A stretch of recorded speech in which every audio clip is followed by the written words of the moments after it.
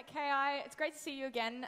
Thanks so much for tuning in, and welcome to where I work. This is the Adelaide Symphony Orchestra Studios in Adelaide, and these are all my friends in the ASO here. And I'm also really excited to introduce Luke, who's going to be our conductor today as well. So what we're going to be doing today is rehearsing the piece that we wrote together, and you'll be watching what we go through every day at the orchestra when we rehearse and prepare a piece to make it sound as good as we possibly can. So that's what we're going to run you through today. But before we run the whole piece together, I just wanted to talk a little bit remind you a bit about what the piece is about, also for the orchestra's benefit. And then we're going to hear a few excerpts from the piece just to remind you what the themes sound like as well. So just for the orchestra as well, and to remind you, the piece is about sort of the danger and the ruthlessness of nature and the bushfires that went through Flinders Chase. So this was actually quite an emotional thing for the students as well, to have to write about that. But it also finishes with this really hopeful message of like renewal of the earth and new life coming up through the earth as well. So it's quite a powerful piece. They also wrote some poetry that went along with the piece as well, which has been set to the music at the end of the piece. So we'll show you how that's been made possible through the orchestra as well. So let's just have a listen to some of the excerpts of the piece so that you can have a bit of a remember of what the themes sound like and talk about how we've painted a bit of a picture through the music and through the orchestra's sound. So first we're going to set the scene at Flinders Chase with a bit of a depiction of the rough and dangerous waters that are off the coast. So I'm going to have a listen to the strings here. Hopefully you'll be able to hear some swells in the theme that they're using, and maybe a little bit of sea spray in the strings as well. Let's have a listen.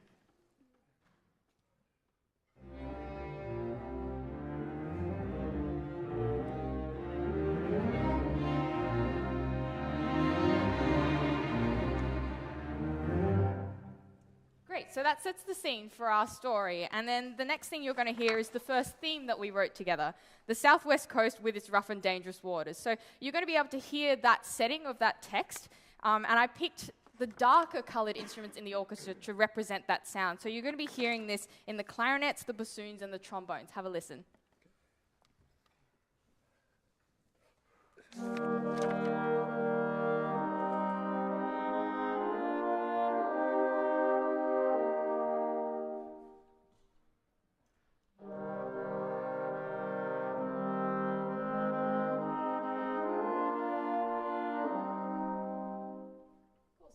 Hopefully you can hear that text coming through in those instruments there. The next theme is the fur seals sleeping on the rocks. So if you remember, we had a little theme to represent the seals that are all over the island. So I've picked, I remember that we wanted to have a woodwind instrument playing that, a natural sort of sounding instrument. So I picked the oboe, which has an especially sweet and special sound to represent such a pretty and innocent animal. Let's have a listen.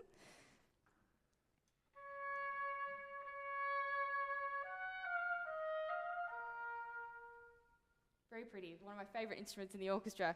And we wanted this to be a lullaby for the seals because they were sleeping. So I wanted to show you how that theme can be orchestrated with other instruments surrounding it to make that sound like a lullaby. I've used instruments like the glockenspiel, the strings, and the winds playing softly in the register. And I also want you to notice the instruments that I haven't used, which is more or less what I call the heavy machinery of the orchestra. So you won't see the trombones and the trumpets and the timpani going crazy during this part, yeah? We're trying to imagine that we're sleeping. Have a listen.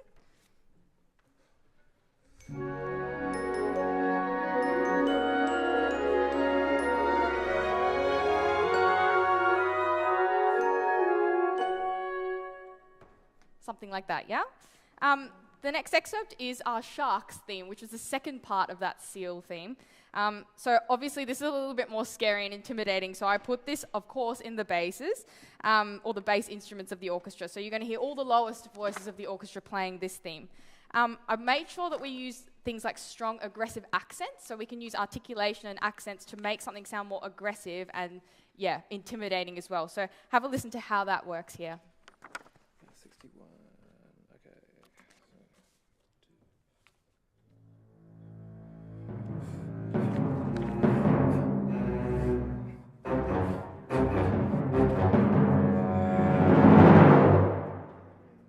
Awesome. So when you hear the piece played in full, you'll actually hear the seal theme gets more agitated and scared when that theme comes in. So you'll hear the two themes interplaying when those two things come through, yeah? And then the last part of this piece, I set the really beautiful poem that you wrote directly to music. So essentially all the words line up directly to notes within the orchestra here. And we talked in the class a little bit about the word surreal and how we were going to paint that musically in the orchestra. So I want to introduce you to an interesting effect. We kind of talked about this in the class as well. And we were talking, for the orchestra's benefit as well, we were talking about how for them it was quite confronting and surreal to see, like they knew what bushfires looked like and they knew what Flinders Chase looked like, but to see that combined in one thing was quite confronting for them to see that sort of reality. And so we talked about how we would be able to write that in with the music. And one way that we thought we could do that was to literally apply the same thing, to have two things that sound really normal and familiar to us and then put them together to see how that sounds and to have it sort of sound confronting as well. So I'll get you to have a listen to this sound in the strings here. This is just an open chord. This is a pretty standard sort of chord. Have a listen to this sound.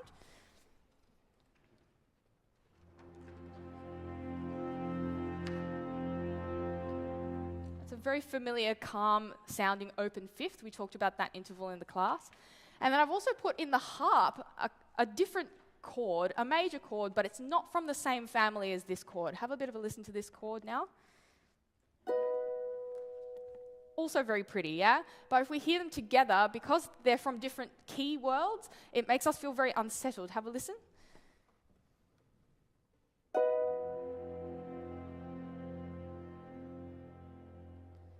So by using techniques like that, which is called polytonality or bitonality, we can actually directly paint a picture of the kinds of words that you were using in your poetry, like the words surreal and confronting, yeah? So here's a little bit of an excerpt from your poem. We won't play it all now in the excerpts, but here's a little excerpt. You'll hear the clarinet will say the words, among the regrowth surreal, and then the horn will reply, a feeling of isolation. So have a listen to how that works here.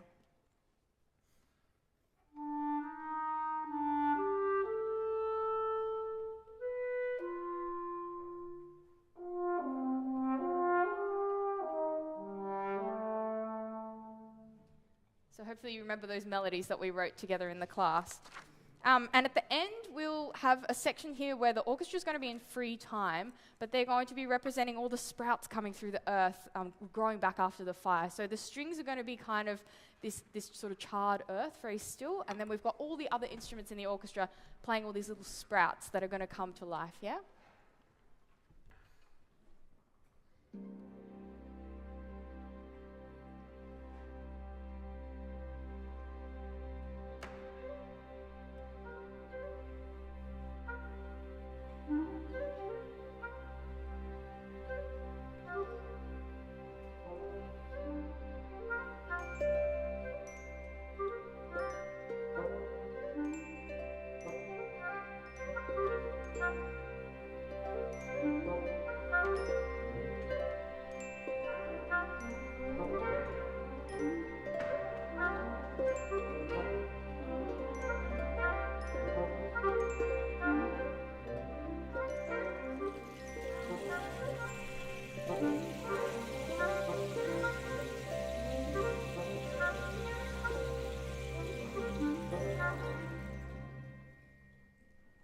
So you can see how everyone in the orchestra is contributing to that. An interesting fact from Steve up the back in the percussion section is that may be the largest rain stick in the southern hemisphere. So thanks to Steve for bringing the heavy-duty goods to the rehearsal today.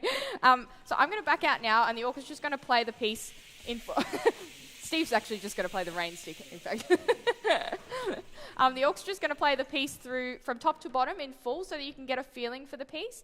And then there's going to be just 5 to 10 minutes after that of the orchestra rehearsing, so you'll be able to see how the orchestra works together to make something sound even better than it did before. So hope you enjoy this process. Thanks so much for coming in. Good.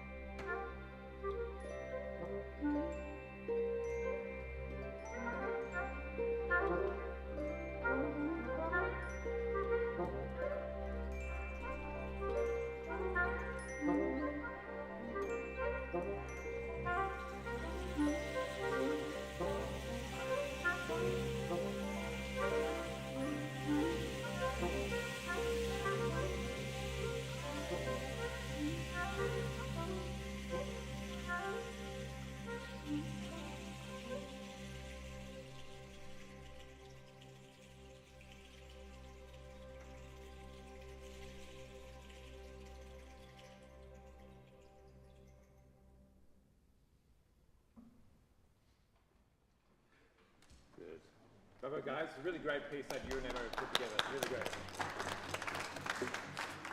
So should we pick out a couple of spots for a few minutes? Is there anything in particular you'd like to talk about in the piece? Or? If we could work backwards, I think one of the things that, so the title of the piece, Ever Changing, is the 4 notes that come before the aleatoric section. So,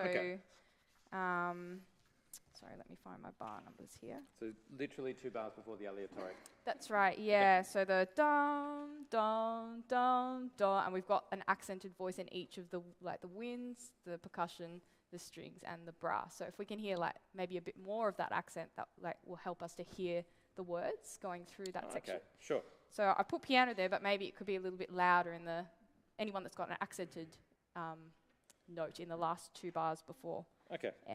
That sounds good. Okay, why don't we do, let's do 4 bars before F1. So we're just going to go a couple of bars into it. So 4 bars before F1.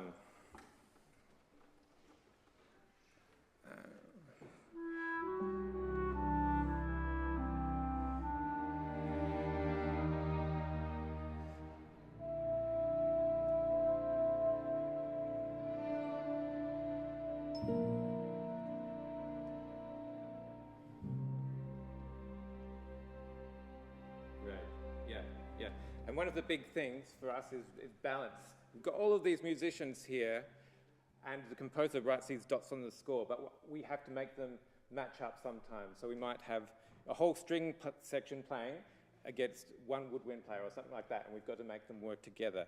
So in this particular spot, the second violins are really nice and strong, which is fantastic. I reckon we can have a bit more of the bassoon and a bit more of the trombone to match what the strings do with the accents there. So let's do the same thing again. 4 bars before F1.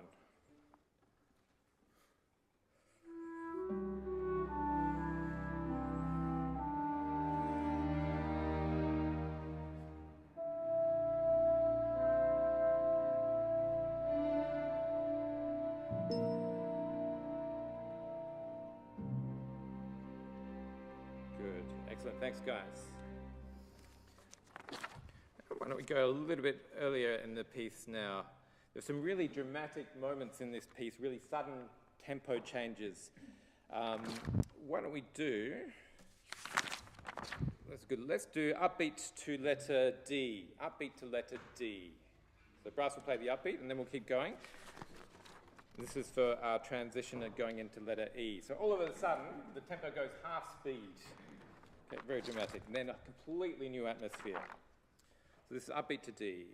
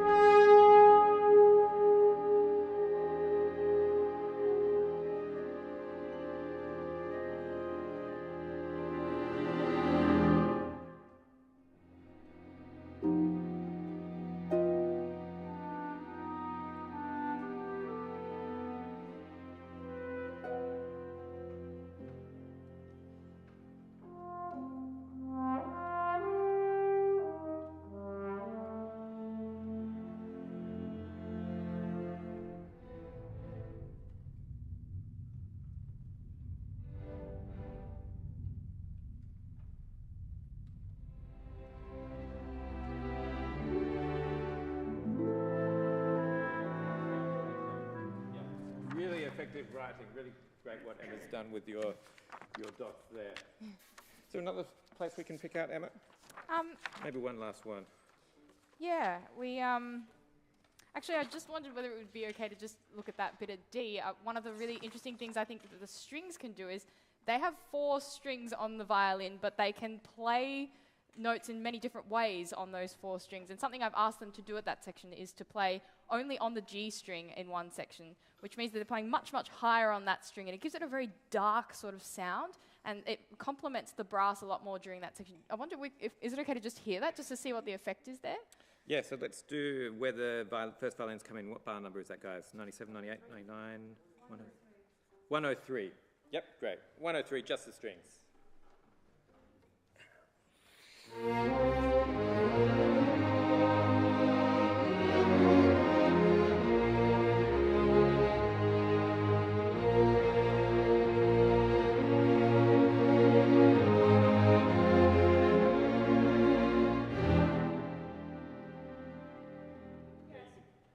Colour is quite different in the strings there, and so I think it's kind of nice to play around also with different colours as well. Like we're really talking about something that's quite serious and quite dark and confronting, so that's like a nice sound to accompany that idea as well, yeah? Earlier on,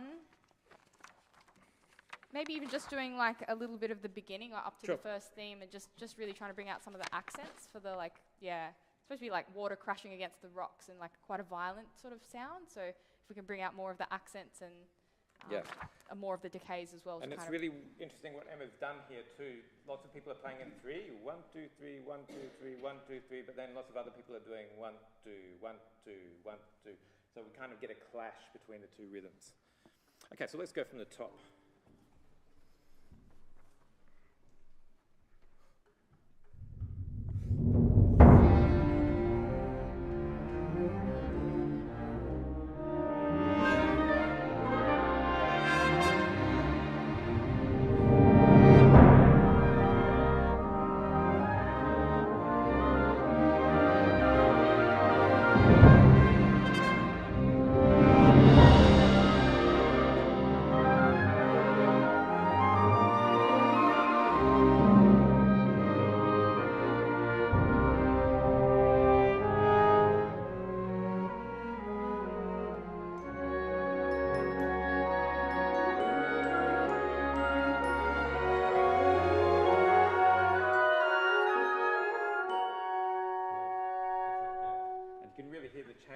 but all of a sudden they change to sweetness when we arrive at that moment. Good. Great. I think that's Yeah, I think that's that our covers it. rehearsal done. So Yeah. yeah. So tomorrow when you come in, I think some of you coming in, maybe some of you are streaming in tomorrow. You'll be able to hear the piece that you've written in the concert that we're going to be performing with some of the other schools that we've been working with, as well as some of the classics of the orchestral repertoire as well. So there's lots to look forward to. So we're really keen to see you tomorrow, and yeah, see you then. See you tomorrow, guys. Thanks.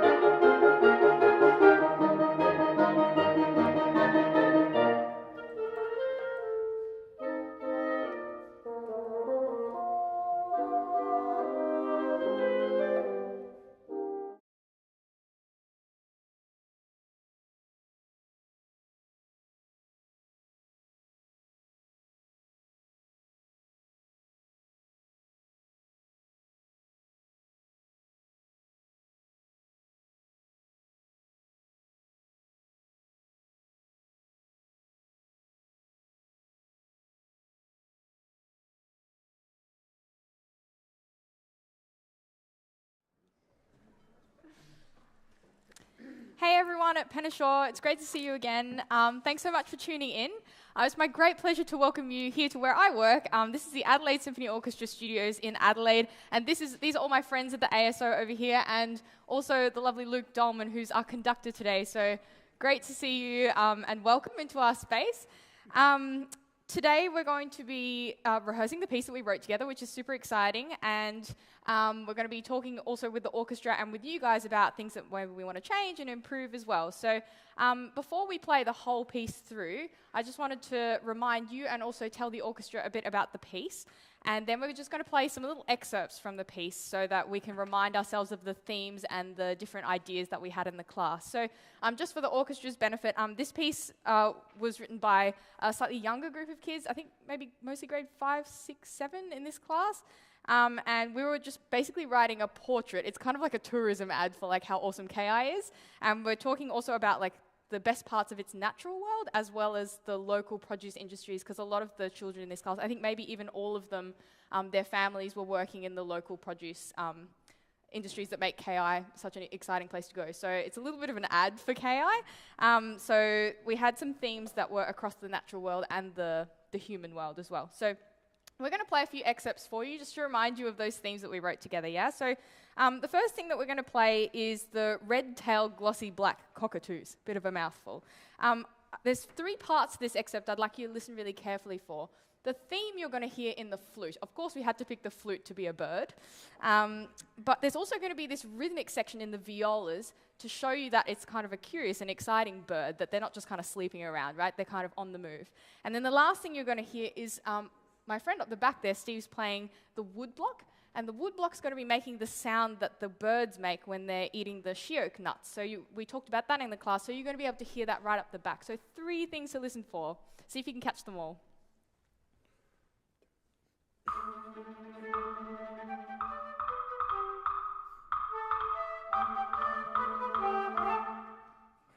Something like that. We recompose that one. Yeah, something like that. Great. So the next thing we talked about that we wanted to show the cockatoos were kind of like flying over the island. So firstly, I think we needed more cockatoos. So what I did was I've created a flock of cockatoos now using all of the wind instruments. So they're going to be playing that theme, a little bit different in the notes, but rhythmically all the same. And you'll hear them all flying around together. Let's have a listen to this.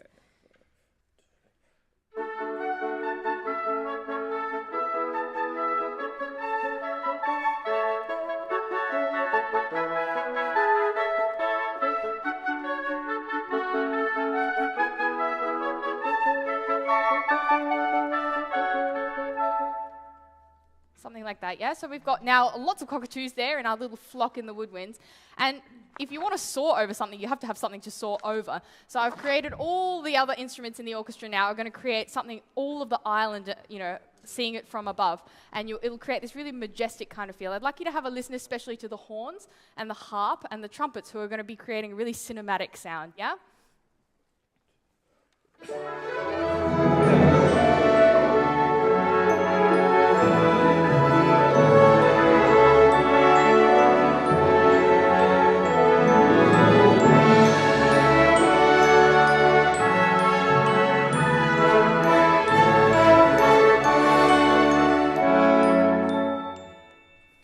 So you can hear that inside that was hidden all of those cockatoos, but all of the other orchestra members have helped to lift them up by playing all of these majestic soaring lines over the top.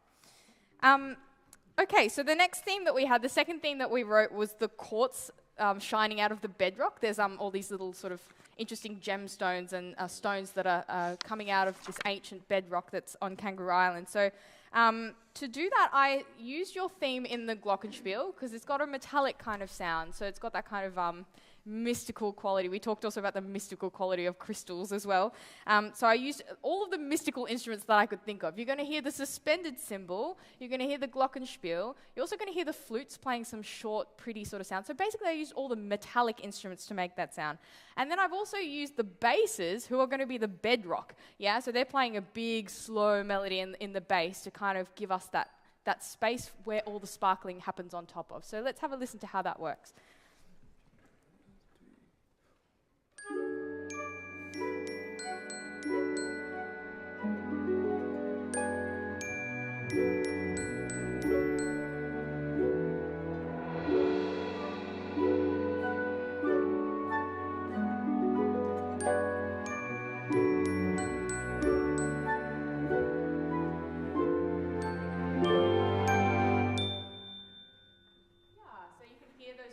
different sound qualities mixing together to create that sense of sparkling, yeah? Okay, and now for theme number 3, which I think was all of our favorites in the class. This is the words to this are local produce, wine, honey, eggs, and wool. So we've got all of these produce industries, and we're going to celebrate all of these. So let's just have a quick listen to and a reminder of what that theme sounded like.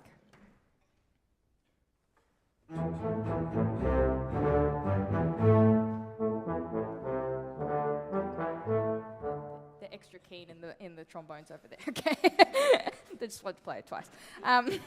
Okay, so what I've kind of done with that theme was that I made it a bass line, and I kind of turned it into like a groovy kind of funky thing, and that's going to come back as a bit of a chorus every time, and then in between we're going to have moments for each of the industries. So let's just have a listen to the chorus version of this. Yeah, you'll hear this in the basses.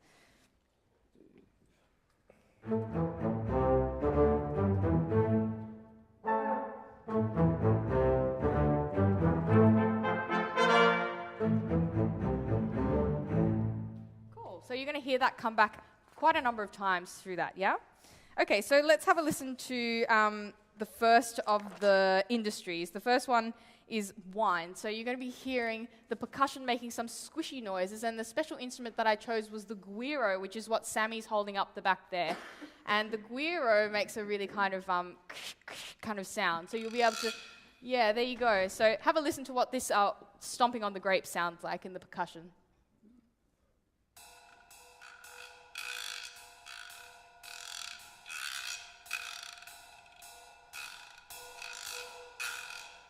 Cool, so I hope you can hear the juice being wrung out of the grapes there. The next one we had was honey, so we're going to be listening for some very fast-flying insects in the wind over here, and then I want you to have a listen to see if you can hear some angry buzzing in the brass instruments and also the strings.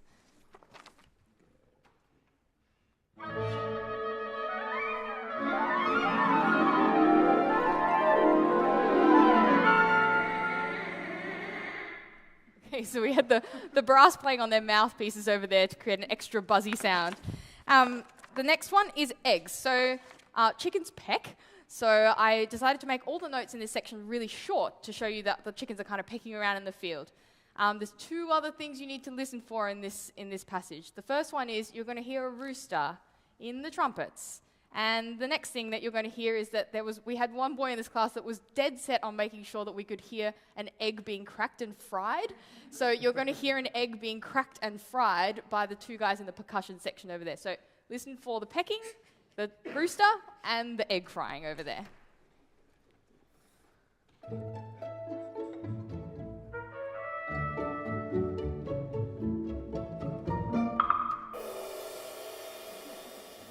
Right, so we fit a lot into that short space of time there. Cool, and then the last one is the wool. So all my friends over here in the brass are going to be the sheep, and the way that they're going to be doing that is by using a technique called flutter tonguing, which is where you roll your R's like this, and you can create a very abrasive sound like sheep that are bleating in the field. Yeah, and then my friend Amanda over there, you can see that she's actually got a trombone that's slightly bigger than the other trombones. That's the bass trombone over there, and she's going to be the razor that's shearing the sheep. So we want to hear lots of Amanda, and she's basically going to shear all the other guys. Yeah, so let's have a listen to this.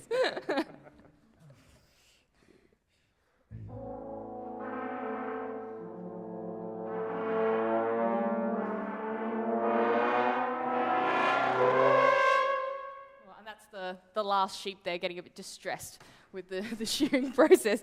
Cool, and then the piece is going to finish at the very end with a revisit from the cockatoos, and I know that we talked in the class about wanting to leave people with a sense of calm after all of this action. So I've kind of just faded away towards the end, and then you'll hear the piece finishes exactly as it started, with the wood block and then finally with a note on the glockenspiel as well. So we kind of bring everything back to the start again. So the orchestra's now going to play the piece from the top to the bottom so you can hear the piece in full.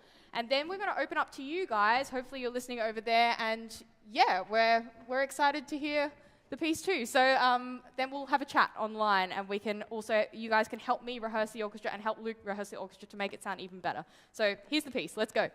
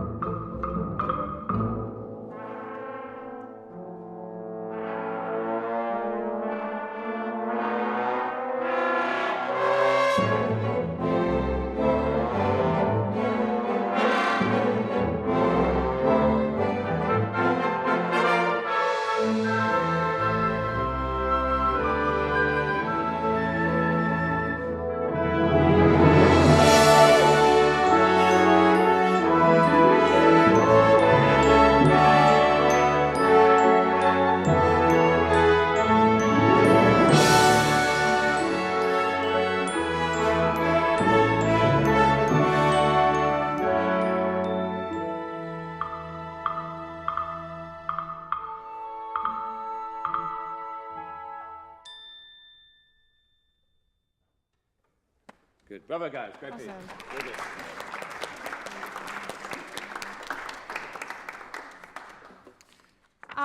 Great, so that's the whole piece in full, and now we're going to rehearse the orchestra. So hopefully we've got a few comments coming through from you. Strings sound great in the beginning. Well done, strings. Yes. Feel free to write any questions or comments. All of the players here are super happy to answer your questions if you have questions about instruments that you haven't seen before, or maybe techniques that they're using that you think are quite interesting. We have definitely some interesting instruments up in the percussion section. You might have noticed there was one instrument that was heard just for one bar called the vibra slap. And I wonder if we can hear how that sounds, Sammy. It's kind of a cool instrument. I just liked it, so I used it. So we're going to rehearse the way that the orchestra would normally rehearse. So some of the things we might be looking at are things like balance and making sure we're all coming in at the right time and playing, in the style that we want to play in. So was there anything, Luke, that you wanted to look at? Yeah, what do we do? We're going to play from letter I towards the, and when we get to letter J, I reckon it would be nice if we can hear more of the woodwinds. So let's play a little bit less in the strings. So this is the thing with balance. We have to sort of, it's like a mixing desk if you've ever seen one of them, and we've got lots of different slides and we can adjust them all to bring out different instruments. It's not the way it sounds when you play it out of Sibelius or other computer software. So let's play from letter I, and when we get to J, the whole orchestra, we're all going to focus on listening to the winds. Okay, how fast does this go again?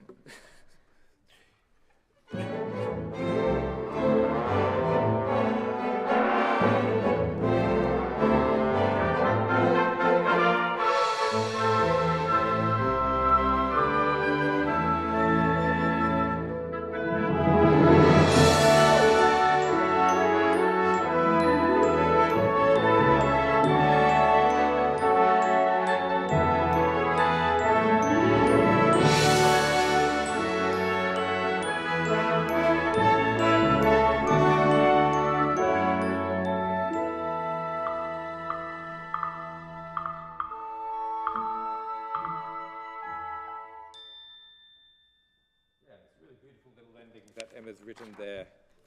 Good. And I reckon while we've stopped, guys, let's put a swell from 113 going into 114.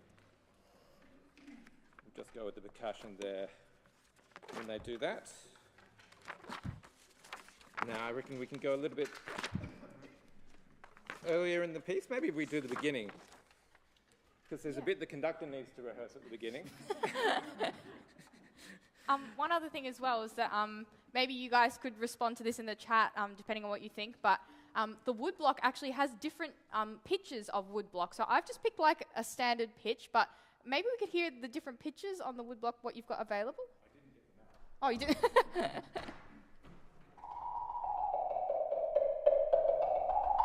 So you can hear that there's like low ones and there's high ones as well. So maybe have a listen and see whether you think it's right. And if you'd like it to be like lower, then you can say it. Otherwise, you can just say that you're happy with what you have. Let's have a listen.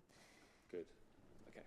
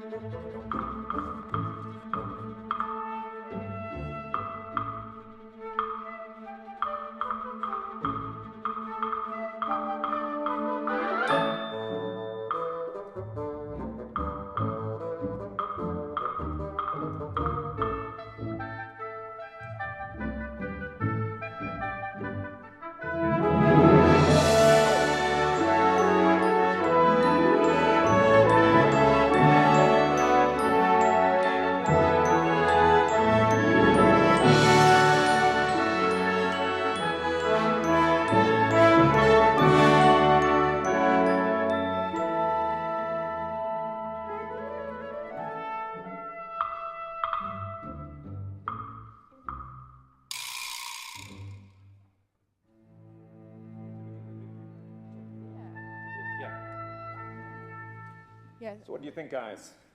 Apparently, it's all perfect. All perfect. Thank you. You can all work here.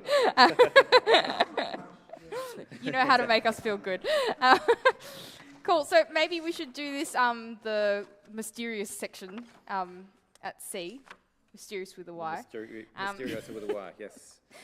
So I don't know whether you maybe picked up on this before, but at the beginning of this mysterious section with the quartz and the tourmaline sparkling, I've actually used the theme from later, ba-da-da-da-dum, is actually the theme for the produce, but I've made it sound quite different by removing the rhythmic element of it and adding lots of slurs in that line. So it's actually the same notes and the same structure, but I've made it sound different by using it elsewhere. It's a bit of a trick that you can use to kind of like fill out your piece, you know, with things that make it sound all the same and cohesive altogether, yeah? So if you have a listen from C, you'll hear in the oboe, bassoon, and then also the basses and the cellos and the tuba, you'll hear the same notes that you hear later on as the groove, but it's a much slower moving melody in there. So I wonder if we could hear that from C. Yeah, of course.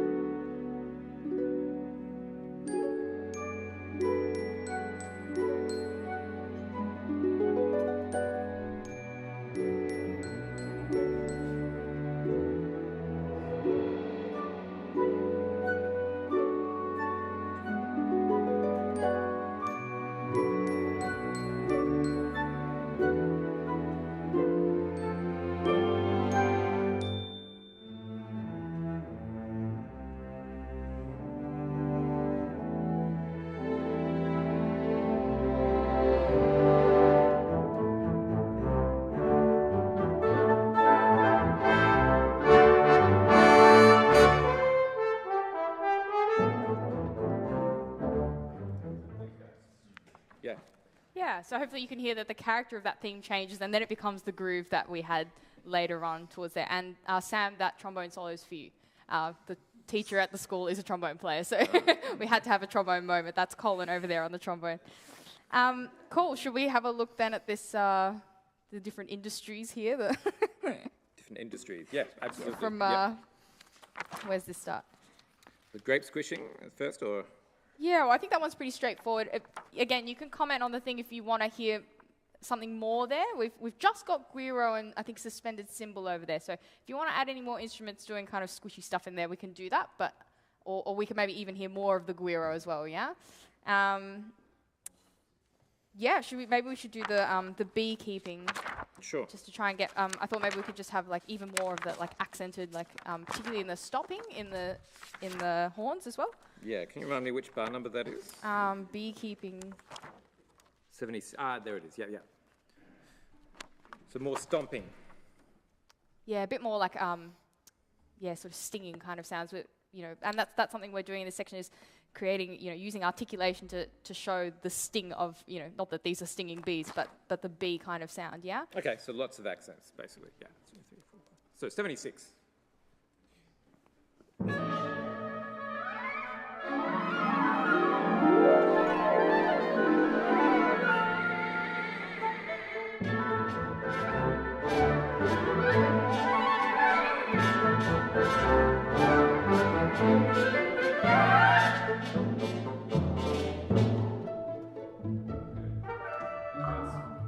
And now we get to this egg collecting. What's this about, and what are we trying to do here? So yeah, we've got the pecking sounds in the string. So they're using a technique called pizzicato, which is where they just pluck the strings. So you'll notice that they're not using the bow for this section. They're just plucking the strings, and that makes a very short sound. And it's kind of like a really cute kind of sound as well. And then the harp's also playing with them. So I've got kind of all the string instruments doing that together. So they're the kind of the chickens, I guess, the hens, yeah? And then the two guys in the trumpets over there are like a rooster getting up in the morning. So you're going to hear that as well. And then the egg cracking over there. So there's kind of, 3 different elements. Maybe we could run that section just to try and get all the different characters. Yeah, so 4 before H.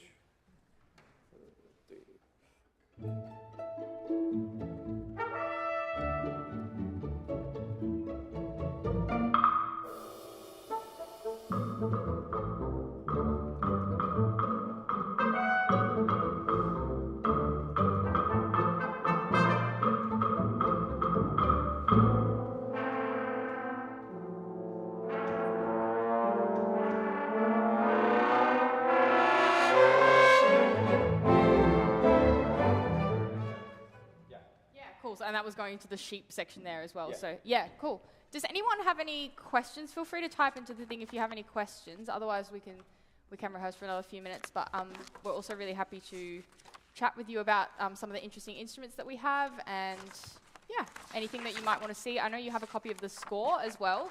So if you have any questions about what Luke's doing as well, like how he's making everybody play together at the same time, it's quite an amazing thing. So if you have any questions about that, we're super happy to answer any questions. Might be a bit delayed on the... Yeah.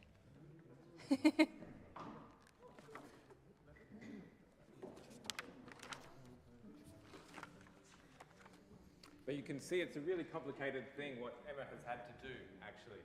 My job is really easy, actually, compared to what Emma's done. So to take all of your ideas, to make a piece out of them, and then to work out, of all of these people, who's going to play what when, so that it sounds good. It's really, really difficult thing to do well, and Emma has done an extraordinary job. With your help.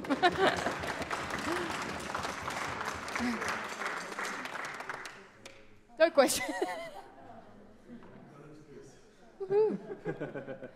Sounds like they're pretty happy. Do you want to, is Rachel there, or Yeah. do you want to keep playing for another few minutes, just to, yeah, okay, and then we can wrap up a couple of minutes early, but Yeah.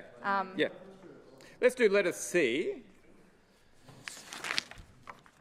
Let Us See, and we'll milk this as much as possible. So let's have a little bit more harp, and then strings as we can start nice and flat at C, but then as people come in, we'll make it super lush.